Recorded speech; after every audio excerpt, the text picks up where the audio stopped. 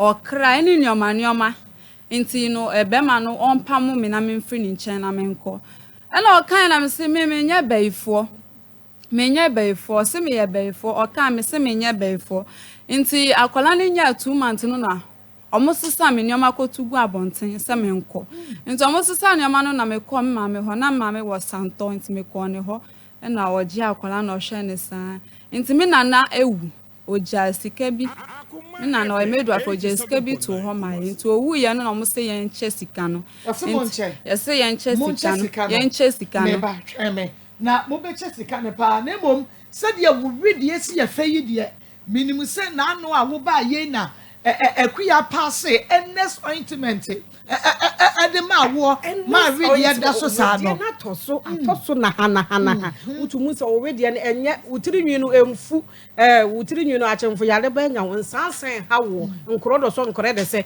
obi wo ha ye ntumi mie na ha mu enye mesro endless ointment wo office wa ha ni ha mu emoto mu kankan nyine ye fi ekoro enweria na tete enye dandruff endless ointment apampampa ye endless ointment moto mu kankan endless ointment endless ointment emema no wo na ho no ya na bom wo mo ro mo paboa no amesero akora no ha na ye hwa akora ne to ho me pacho enya akora no enya ono wo na ne ho bon endless ointment yi nkan efiri wo na ho nyina awake natural capsules awake ni etimi che na yase de mamo no efiri se ya boa mo amomo gina so aware so agise twin na mesero mo ya ya na enye emema no enye ema no enye awake natural capsules muhia bi mo no bi na mo aboa mo na okanshi drugline kinso keba repent ventures tinatable baseline pharmacy nisi pharmacy rejoice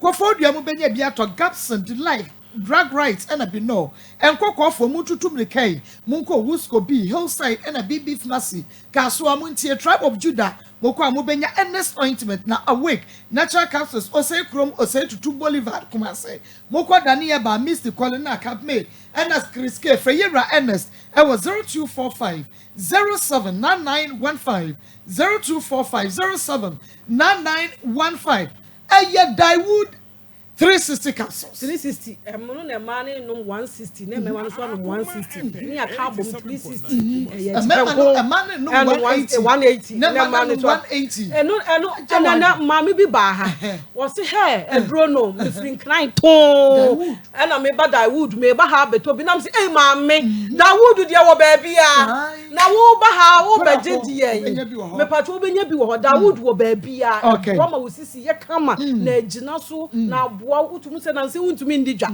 eye wusisi no a mesro no numbi wa poso tutu ujo ho hwe yenye Dawood no obi ampe bi nsi ho enyare ansa numbi na fa bi si ho okay unumbi now the Dawood ointments no so twitwi na de twetwia na bibia ye kama heba de pharmacy shop enye na Fred Dr. Dawood e was 0201 681717 0201 681717 top choco chocolate spread eno na air no top choco ne die wo de fa wo pan no wanya wo pan no pa na ehye no enye sekura etumi ma ne ye de fit top choco no air de dada wo de ne ho ne air ba dada nti wo de famu a na mesra wabu obi to wo nche na oni bi da bu kakrama no na top choco die air de ye chocolate na wonya top choco 3-in-1 chocolate drink no cocoa milk and sugar e wo mudada the winya ne suhie supermarket any provision store bia mu nyana for 0243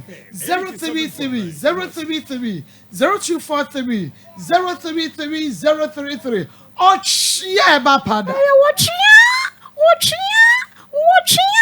ochia de njai eyadupa ema ne mema aduro ema ne num na hoche na mema ne so anom na wa ayedogom na ho no mu de kosia inside no what ochia eya doctor ejei wono na dia ba na ne waka no enu nti wo ba no nom otwea bema no nom otwea na make say we ye bema na pe 47 inches ya enu say watchi eja wadwo a enu na wo sha jeans ya wo dun zampa then ye well endowed wo hwe ni mu ho na ho femfem wo ye so ye hwa ade o ma ko ye ema no ye hwa ade o ye ya na ho femfem wo ye ma no ye hwa ade o nya me ma no ko na hwa ade o bo hwa ade ne so ye hwa ade o ye hwa ade wa te ye hwa aze twaze ade ne nya wo pie ya ne wo se we de nye abraje be ku break feast bi ha ba wo ate ye hwa aze nya mo ko na mo hwa aze kwale na ga Ishmael no mbie obi wura ha no hunu say yes aze pawazim no kwale na gibrom misi eba Fred Mensah ba Samen Court abi eba shop e wa de share market friend Dr. AJ e was 0551 228281 0551 228281 and 0248 584687 ojane shewa obaba wase ebibidrom Samson nemom no Osborne Ghana Limited and Osborne say bomodi anebra se wo per blocks papa pato inch sizes biabi solid and hollow blocks are bra ya ne boda form ye was stone quarry dust and cement there na anye bi anim ne blocks factory no e waka say ye ne mosque no ne di hwe ne mo enu nti bomodi a te upe second hand car papa so dia eye Osborne Garage and Motors ya woda kwadwom ye ne despite house and hwene mo na upe electrical appliances papa ensa ya eno so we ukọ ye electronic shop no e wo adum ensuase se wo pe blocks esidan se wo pe car papa me say one car to be sincere with you e one day wo to Osborne for second hand car wonua on repair da bia ubetwia dia ubesesa ne wom eye tiles egu car na se na ubetwia bia besesa mbasa car no ho niema ne kam kire wo enu nti se wo pe car to ne bremu a ewiase aye den ne sika ho aye den no a bomodia na eko Osborne Garage and Motors with your friend 0240 403247 0240 403247 na ene wanoma enkasa ene ya biem ade amamo enti ubetumi afre 03224 98035 03224 98036 03224 98037 nemo so second recent ventures awiabrei one na de Zahara enupano aba edwaso ya de Zahara mission na G capsules no aba enemu nsan ya de ase betu to be firi ho be firi ho gonorrhea syphilis ne odepua ni nyina ebeko eye Zahara mission na G capsules fa ensuo no enom capsules no na wo behunu se eye adwuma Zahara capsules be ma waye mre ewo empem wodi no na wo be ma engineer so na emu adwuma kama hindi eba mesha typhoid malaria diabetes wo so no be Fred Dr. Currency Ventures ewo 0246 348334 0246 348334 hello we didn't baby afraid Bema na yankwe Amipacho unia bema kodi pukuni emikase free atensu market empabwa papa oba asia ma atensu market yana yempabwa no ayita ku free ni dimkua yama mikaka mo kan se wuti mablante ne nsem no baby kan ase me juwa me ntina se wo se again uba da no wadi na u pesa ko fa onyame asema to se pesa so atiripa wo so sa ya mamumu upichu ucheche yana ya una so yele utu tiafo esa ma wo so timbi sa dia basana ma wonya mesumule enyira ntiebe se enya be ma wonya nsem na so ka si okeka no na tu o me ya kana wada ba wiase emi kabo ma akran se ni bebe o ma akran na yin isiri kesi ni te person won also da say no die onya sa dia na o ye no mo me hia akwana se da akwana o tin be no de na bo o ma me akran so joy say kapo no e dia ma no o se sen susu ba ya me ensha papa we didn't baby afraid hello Maa Akos mira Na to say. Nyame atom. Eh na ma konda mo wai. Papa mpacho yentro so wadaro. Ma me ntia opapata okufiase. Ene mo juma pa me. Ma na kakra me kan say dem man medin hu ya papa. Obi o so ye evangelist. And I kasa what you say what diabo asema obayi kan nyina so won fa no kra na ma no and I say o obayi say what din kan nya ni sa ko ye go say ta second one what na come and 7 million so go you can you make one thing dey dey man kajo evangelist we na abonti preach na one more ba so nya no ho ade second one sa ko you na ko ta o kan ni tia na se mi ti mama no ko no bi mle Nyame show we dey ni ba bia free. Hello Maa Akos. Good afternoon. Mama mo na juma pa mo bo. Mpa cho mi dia ni Joel. Aria mi do en makoko ben. Na kakra me kan say asamba say also snap na over from. Anya nsem because nka wa hwe ase mpokora wo nsem kire say ampa na unyame fro na wa hwe ase because we nyina nti bibi say ba me say na mo evangelist na free system so because they all kind na won kire so ba kora anka say so Maa Akos omla na mo tna mo kan na sinje emla nyame ka mo ne juma pa mo bo magana manata Nyame show papa pajo we dey ni ba bia free. ya fra Muhammad kaza fira guna ya mu afi Okay mira yenkwe. ma sofo no tele sanfu pa ni wudi no awu se Pentecost wa nyan kana wono ajama mo enfantra Pentecost wasi sa so kwa ba jama e ka ka be tina sainti awu so for mo dia ko di sofo na tia ko di tan sanfu wi sofo pa ya fra o se ka sem papa na en toni pa sumua e bia rechen je se gbagba Maa Akos kwa bi sar kwa se kwa o nya ba tere Maa Akos were e mu sa kwa se na ko sare we di karika amra no ba ko ndakata na mo sa tibi bia ma o ba ne yere nyina sinjo no nyina sinbi that Maa Akos Nyame ensha mira we dey ni ba bia free. Mimi aba ko ti aba baby Wo fa kwa ta papa.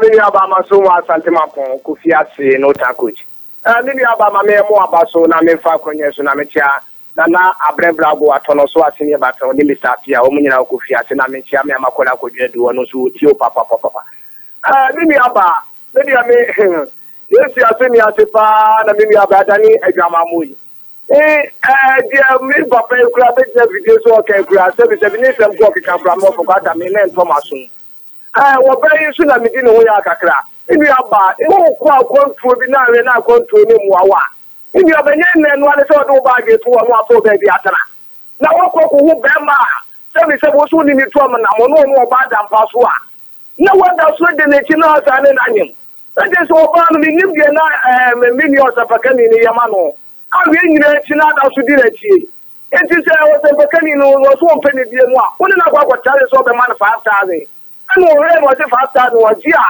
se wo sisi no kisa wo ne na tna get to be 2.5 years ni na se wo sit 5,000 na de man wo so ni wo de ba Maa Akos ya ne se bi ni wo sa pakani no wo mra ni entrase akoma afani ekumi pa wo mra mi entrase no ba no de akoma na me wo ba ne se wo pekotena yes wo sa pakani se ya ni di beda no be nya na sunji aye ni nya mi etuma no wo mra ni fa de no kreda eto na so ba no kotena no so pa wo ja no nya ma no se ya wo ba no so kotena ba bi eno ni di boni me ta mi ya papa Nyame ensha fa kwa ta we dey ni ba bia free. Kafra went to me enyina so Grace Gift Herbal Clinic and Laboratory Services. Me say omodie ayaresa ya adoma chede ema wonum. Grace Gift ese bomodie anabra. Say your prostate cancer, anampokrasa prostate enlargement. Bema wa ye mra e won pem awo na wo pe eye fibroid adawo ye match stroke. Ama say wo da ho diabetes and etete wo hypertension one hwe ye du ko wom hepatitis A B C and D typhoid fever malaria na ulcer baby e was so called a Grace Gift Herbal Clinic and Laboratory Services. Hello Mira Maho Nijusuo a champion brofen Babu Hawis asujinga wate mo obakozia ni abakonta na yawo oni ugari kadana omo Amsterdam omo tupa ni mfra omo na obakozia ya sofu ya betre no sofu die no obi je wo ntimi a ni mfra mi e na ni to obo ya yo so le bo dum no fra se brofen ma fra wa na ma pati abobo ya na mi ni se be na mi na jima e won fa mi pa de mi fo so mo e be ta so fo no omo yi pro omo tum ya tia omo pam why I mean, champion. We didn't be free. Okay, went to me. Now, Grace gift a back clinic. Oshum school junction wa Oshum a man from Barakasi Road. A one more and crying so one new Achimota Petroleum Bungalow and one Family Life International School and the D and Shani Moon Frey. Grace gift herbal clinic and laboratory services. It was 0243 320030. Grace gift 0543 320030. 0244 126123. Hello. Hello. We didn't baby a friend. Rabbi Manafo. Rabbi Yanko. It's a young ass of Ponket, one move was up from Penny and the Master. It's a top company for the day of Uncle Tony about one some woman son. Now, top Ponket and mobile move you on the Master. Then you have them and one and one for Catawabano. No one ran about. Papa, Yamin Shaw, Papa, me for way not me try me home. We didn't baby a free. We didn't baby a free. Okay, the pie and cry. No, I think we are not doing. I'm responsible for doing it. My friend, you can tell me now. When you are the man of God. When we found what problem, another God, it is Yami and Shamira, the baby. Yeah. Me, mommy, opposing autobus, Obaka, Tofu, also Squasunje, and can the Passagilas not better for the Pebram. The Bajonia Bema Kwame Mokuni, and the donor for an original. Nigeria, the birthday contract, Papa Kuchinam Jodi. I'm here to say, I'm in the Pump Center, the beer to move points who are on you.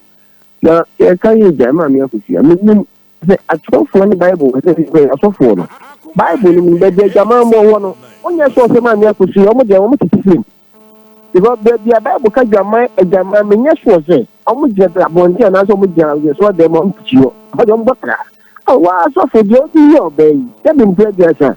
Yes, you will be a mamma. You might did that the same edition. Or by the wedding carco. Maybe I'm going to walk as a blue bucket here in the film. So we'll be a bucket here in the film. What's the book? Who know about that? So now what was the shuffle or the soccer through? And I'm a man, a better like you. I want to meet you. You see, I'm going to to last night here. I'm not going to be able to show the TV. That's a better than doing anything. I'm going to make a sofa. Women just got a maker.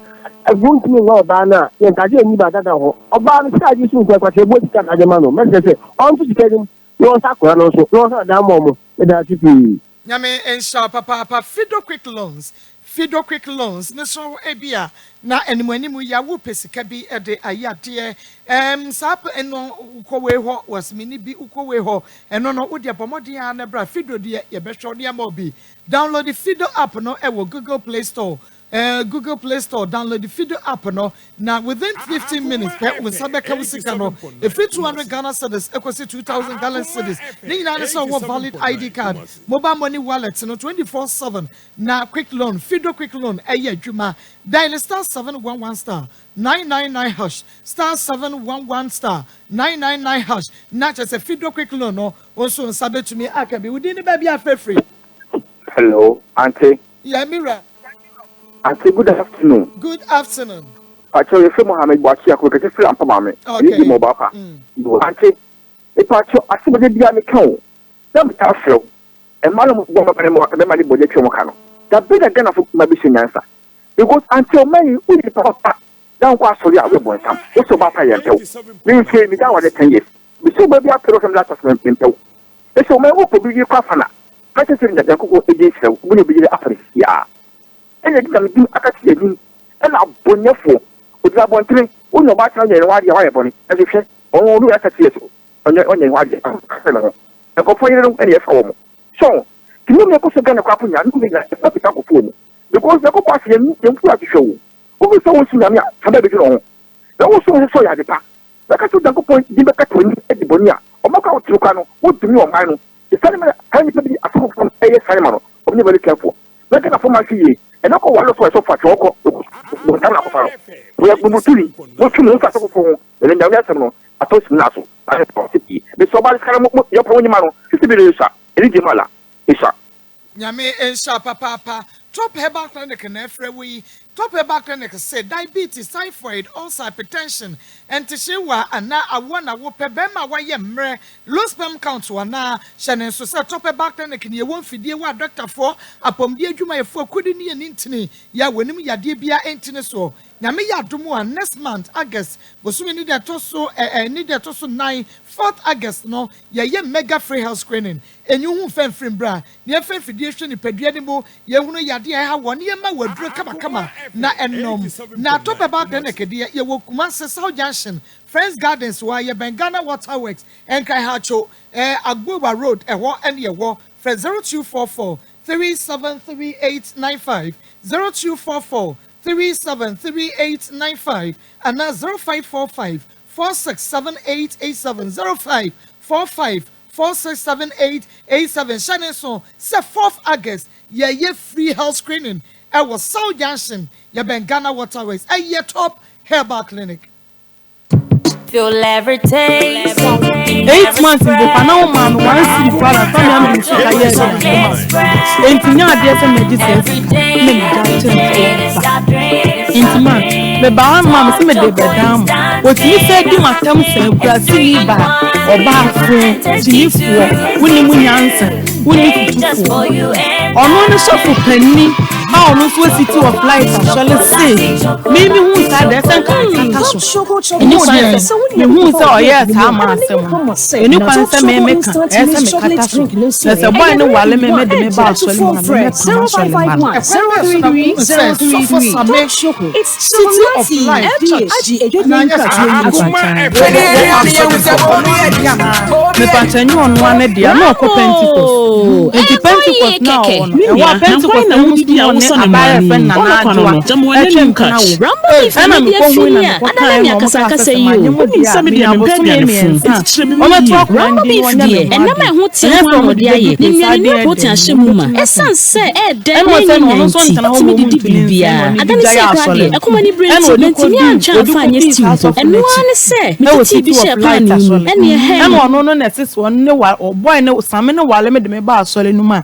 Me pama sole ma. Oh, not just say uni evangelist no. 87.9 Pentecost. Me pacha ma. One na won so som. Man pacha na me nsum wo Pentecost. Na just na me nkwa asori ankasa.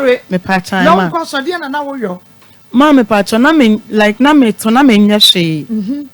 Na wo nya hwe. Me pacha de. Entade ntia na wo sha na ade kwen. Man pacha na yempie no wo mani so nti. Na ma ya na me ne me friends. Na me